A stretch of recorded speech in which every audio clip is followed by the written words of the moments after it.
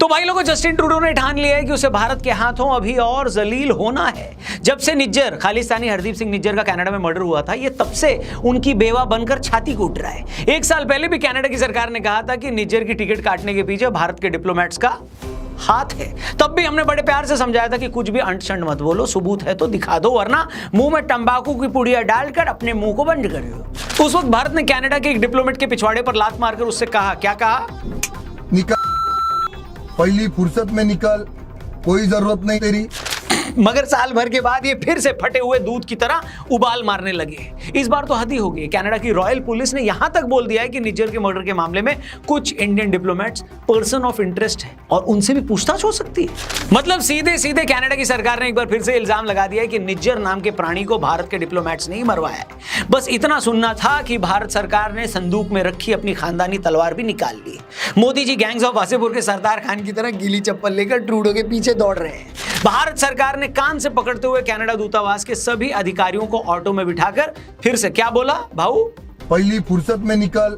कुल मिलाकर ट्रूडो की एक गलती की वजह से दुनिया के इतने बड़े देशों ने एक दूसरे से कट्टी कर ली है। दोनों देशों के रिश्ते इतने खराब हो गए हैं कि अगली बार ट्रूडो की जगह अगर कोई और भी कनाडा का पीएम बनता है, तब भी ये रिश्ते इतनी जल्दी नॉर्मल नहीं होंगे।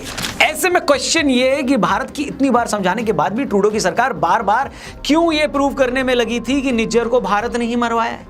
वो निज्जर जिसके खिलाफ रेड और ब्लू कॉर्नर नोटिस भी जारी था, वो निज्जर जो कनाडा में खुलेआम खालिस्तानियों से हथियार उठाने की अपील करता था, वो निज्जर जो खुद झूठे डॉक्यूमेंट्स लगाकर कनाडा में रह रहा था, और सबसे बड़ी बात वो निज्जर जिसे कनाडा की सरकार खुद कनाडा के लिए इतना बड़ा खतरा मानती थी कि उसे नो फ्लायर्स की लिस्ट में भी डाल रखा था, उसके बैंक अकाउंट तक फ्रीज कर रखे थे। मतलब कनाडा की सरकार खुद ये मानती थी कि निज्जर कुछ ऐसा कर सकता है जिससे कनाडा की सिक्योरिटी को खतरा हो सकता है। मगर हैरानी है कि इतना सब होने के बावजूद ट्रूडो की सरकार निज्जर जैसे एक टेररिस्ट के लिए भारत जैसे इतने बड़े देश से रिश्ते तोड़ने पर क्यों उतर आई?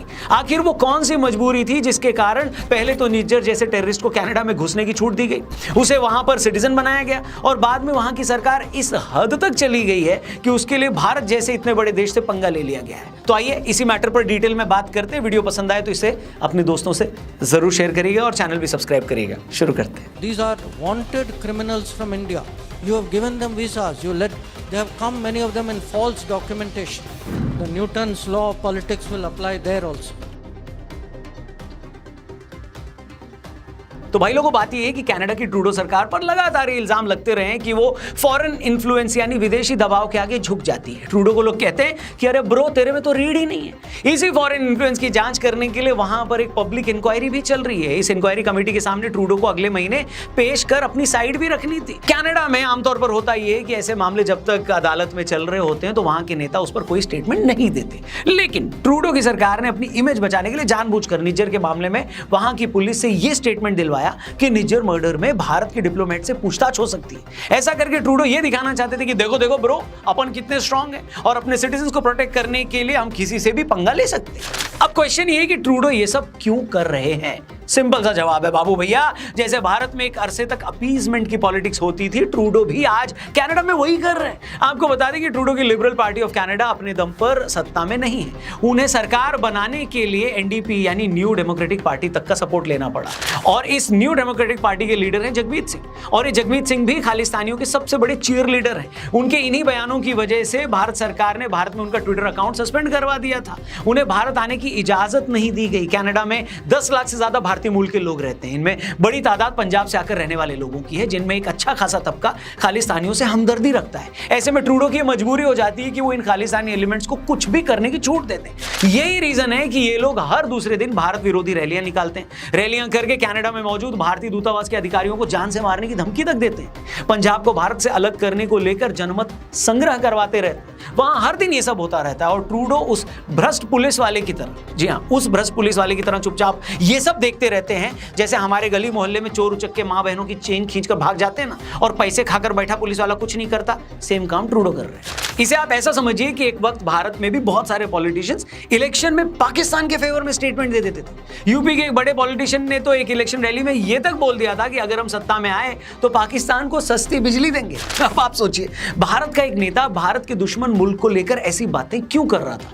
वजह एकदम क्लियर थी, क्योंकि उस नेता को पता था कि ऐसा बोलने से यूपी में बैठा उसका एक बड़ा वोट बैंक खुश होगा और उसे वोट मिलेगा, फिर चाहे यूपी की जनता भाड़ में जाए। ठीक यही काम ट्रूडो भी कर रहा है। आज कनाडा की कई सिक्योरिटी एजेंसीज ये बात कबूल कर चुकी हैं कि देश के कई इलाकों में खालिस्तानी एलिमेंट्स हाथ से निकल चुके हैं, मगर फिर भी सिर्फ अपने चुनावी फायदे के लिए ट्रूडो अपने देश में मौजूदा बड़े खालिस्तानी सेक्शन को खुश करने के लिए ऐसी बातें लगातार बोल रहे हैं। इसके अलावा कनाडा में पाकिस्तान की भी एक बड़ी पॉपुलेशन रहती है, इसमें बहुत सारे मुस्लिम एक्सट्रीमिस्ट भी रहते हैं। ट्रूडो की इस एंटी इंडिया पॉलिटिक्स से ये लोग भी खुश होते हैं। हम सभी जानते हैं कि कनाडा की टोटल आबादी बहुत कम है, वहां की सीटों पर बहुत कम वोटों से जीत और हार का फर्क तय होता है। अगले साल वहां इलेक्शन भी है, तो अपने इस वोट बैंक को खुश करने के लिए ट्रूडो लगातार इस तरह की पॉलिटिक्स करते रहते हैं, जिससे उनके खालिस्तानी वोट बैंक में ये मैसेज जाए कि वो भारत सरकार के खिलाफ हैं और निज्जर की मौत का बदला लेने की कोशिश कर रहे हैं। अब आप खुद बताइए, ये वोट बैंक की पॉलिटिक्स नहीं है तो और क्या है? अगर एक आम स्टूडेंट भी कनाडा के वर्किंग वीजा के लिए अप्लाई करता है या उस देश में जाकर बसना चाहता है, तो वहां की सरकार क्या देखती है? यही ना कि इस बंदे की क्वालिफिकेशन क्या है, इसका स्किल सेट क्या है, इसका बैकग्राउंड क्या है। अब बड़ा सीधा सा सवाल, जिस आतंकी निज्जर के लिए ट्रूडो अपनी चूड़ियां तोड़ रहा है, छाती कूट रहा है, उसकी स्पेशलिटी क्या थी? वो रॉकेट साइंटिस्ट था क्या? उसने मंगल ग्रह पर पानी की खोज की थी? आखिर क्या वजह थी कि झूठे डॉक्यूमेंट होने के बावजूद उसके केस को फास्ट ट्रैक करके उसे कनाडा का नागरिक बनाया गया? बोलो बोलो, टेल। कनाडा के ग्लोबल न्यूज में छपी खबर के मुताबिक हरदीप सिंह निज्जर रवि शर्मा नाम के फर्जी पासपोर्ट पर कनाडा आया, फिर उसने झूठी कहानी बुनी कि कैसे उसे भारत में पुलिस टॉर्चर कर रही थी और भारत में उसकी जान को खतरा था। मगर कनाडा के रेफ्यूजी पैनल की जांच में उसकी कहानी फर्जी निकली और उसकी एप्लीकेशन खारिज कर दी गई। जब उसे और कुछ समझ में नहीं आया तो उसने कनाडा में रहने वाली भारतीय मूल की एक महिला से शादी कर ली, मगर बाद में पता चला कि वो शादी भी सिर्फ कनाडा की नागरिकता लेने के लिए की गई और जिस महिला से हरदीप ने शादी की थी वो तो खुद अपने पति के साथ कुछ टाइम पहले कनाडा आई थी। अब आप इस बारे में अगर कनाडा के किसी डिप्लोमेट से बात कर रहे हैं तो उसका हमेशा से वही घिसा पीटा जवाब होता है कि भैया दुनिया के किसी भी आदमी को अगर उसके देश में जान का खतरा है तो कनाडा की यही पॉलिसी है कि वो उसे अपने यहाँ शरण दे देता है। अब यही लॉजिक अगर माने तो 9/11 के हमले के बाद अगर ओसामा बिन लादेन ये बोल देता कि अफगानिस्तान में मेरी जान को खतरा है माई बाप, तो क्या कनाडा की सरकार ओसामा को भी अपने देश का नागरिक बना लेती क्या? बताइए। अगर किसी आदमी को अपने देश में घुसने देने से पहले आपके लिए उसका बैकग्राउंड कोई मायने नहीं रखता, फिर तो सद्दाम हुसैन से लेकर अल जवाहिरी तक आज सभी कनाडा के नागरिक होते। सिंपल। इसलिए निज्जर को लेकर ये जो जान के खतरे वाली बात बोली जाती है ना, वो सरासर बकवास है। इसी साल कनाडा में मोहम्मद शहबाज नाम का एक पाकिस्तानी पकड़ा गया था जो गलत डॉक्यूमेंट के बेस पर कनाडा में घुसा था। यह बंदा कनाडा में रहकर अमेरिका के न्यूयॉर्क में यहूदी कम्युनिटी पर हमले की प्लानिंग कर रहा था, मगर वहां मामला अमेरिका का था तो भैया फौरन उसे पकड़ लिया गया। लेकिन यही निज्जर और वो सड़ा हुआ करेले का बीज गुरपतवंत सिंह पन्नू दिन रात पंजाब को भारत से अलग करने की बात करते हैं, खालिस्तानियों से हथियार उठाने की अपील करते हैं और कोई उनका कुछ करता ही नहीं है। खुद कनाडा के बड़े न्यूज़पेपर ग्लोबल मेल ने यह खबर छापी थी कि निज्जर ने 2021 में खालिस्तानियों से हथियार उठाने की बात की थी। उसने यह तक कहा था कि जो लोग पीसफुल आंदोलन की बात करते हैं हमें उनसे दूर रहना होगा, मगर ये सब इस छिले हुए अंडे को दिखाई और सुनाई नहीं देता। कौन सा अंडा? मैं इसी की बात कर रहा हूं यार। और तो छोड़ो, ट्रूडो सरकार पर यह भी इल्जाम लगता है कि कनाडा में चाइनीज इन्फ्लुएंस बहुत ज्यादा है, मगर जैसे ही चाइना की बात आती है तो ट्रूडो को स्नेक सूंघ जाता है। तब यही ट्रूडो और इसकी सरकार बोलती है कि नहीं, हो सकता है कि चाइना का कोई एक आध डिप्लोमेट ऐसे किसी इंसिडेंट्स में इन्वॉल्व हो, मगर इसमें चाइनीज सरकार शामिल नहीं है। ये लोग ठोक के ये बात बोलते हैं, मगर इसके उलट भारत के केस में ये लोग सीधे भारत सरकार पर सवाल उठा देते हैं। वजह एकदम क्लियर है, जहां अमेरिका के इंटरेस्ट आ जाते हैं तो वहां ट्रूडो के बाप की भी हिम्मत नहीं पड़ती कि उस पर कुछ करे। चाइना भी कनाडा को कई तरीके से मदद देता है, इसलिए ये चंपू उन लोगों के खिलाफ भी नहीं बोलते। लेकिन जहां भारत की बात आती है तो इसे लगता है कि भारत को गाली देने से कनाडा में रह रहे खालिस्तानी और कट्टर इस्लामिक खुश होंगे। अब बहुत सारे लोग ये बोल रहे हैं कि क्या इंडियन गवर्नमेंट ने सच में हरदीप सिंह का मर्डर करवाया? और हरदीप ही क्यों, परमजीत सिंह पंजवाड़ और अवतार सिंह खांडा के भी मर्डर हुए। ये भी खालिस्तानी मिलिटेंट थे, इनको भी मारा गया। कुछ लोगों का ये कहना है कि इसके पीछे भी इंडियन गवर्नमेंट का हाथ हो सकता है। अब सवाल ये उठता है कि भले ही कोई शख्स मोस्ट वांटेड हो, कंट्री के लिए खतरा हो, पर क्या किसी का इस तरह कत्ल करवा देना जायज है? देखिए, पहली बात तो ये है कि अभी हमें क्या किसी को भी नहीं पता है कि जो आतंकी मारे गए हैं उन्हें किसने मारा है। रही बात जायज या नाजायज की, तो ये बताइए भाई कि दुनिया में कौन सा ऐसा गैरतमंद देश है जो अपने लोगों को डिफेंड करने के लिए किसी भी एक्सटेंट तक नहीं चला जाएगा? किसी भी हद तक नहीं चला जाएगा। बताइए, पिछले 7 अक्टूबर को हमास के दरिंदों ने इजराइल में घुसकर 1200 लोगों को मार दिया था। उसके बाद इजराइल ने गाजा का ऐसा बाजा बजाया कि सारी धरती फ्लैट कर दी। कोई बिल्डर चाहे तो आज वहां प्लॉट काट सकता है, इतना फ्लैट हो गया है मामला। हमास को निपटाने के बाद आज वो लेबनान में घुसकर हिजबुल्लाह के पिल्लों को निपटा रहा है। मजाल है दुनिया का एक भी देश उसे ऐसा करने से रोक पाया हो। यूनाइटेड नेशंस भी बड़बड़ाकर रह जाता है, मगर वो भी इजराइल का कुछ नहीं उखाड़ पाया। उल्टा ईरान ने जब इजराइल पर कुछ दिन पहले मिसाइल से हमला किया था और यूएन के चीफ ने अपने ट्वीट में सीधे तौर पर ईरान को क्रिटिसाइज नहीं किया था, तो इजराइल ने गुस्से में आकर यूएन चीफ को ही अपने देश में घुसने से बैन कर दिया। उसने सरेआम ये बोल दिया कि ये बंदा कभी हमारे देश में नहीं घुस पाएगा। इसी तरह 9/11 के बाद जब अमेरिका लादेन को मारना चाह रहा था, तो क्या अमेरिका यूएन के पास गया था? क्या उसने लादेन पर दिल्ली की कड़कड़डुमा के कोर्ट में कोई मुकदमा चलाया था? नहीं ना, सीधे पाकिस्तान में घुसकर उसे पेल दिया था। दोस्तों, वायलेंस ना जानवरों के खिलाफ जस्टिफाइड नहीं होती, लेकिन कोई पागल कुत्ता अगर आपको काट रहा हो तो आप क्या उसे डंडे से मारेंगे या उसका सर सहलाएंगे? मतलब भाई, जब अपनी जान पर आएगी तो पहले आप अपनी जान बचाओगे ना।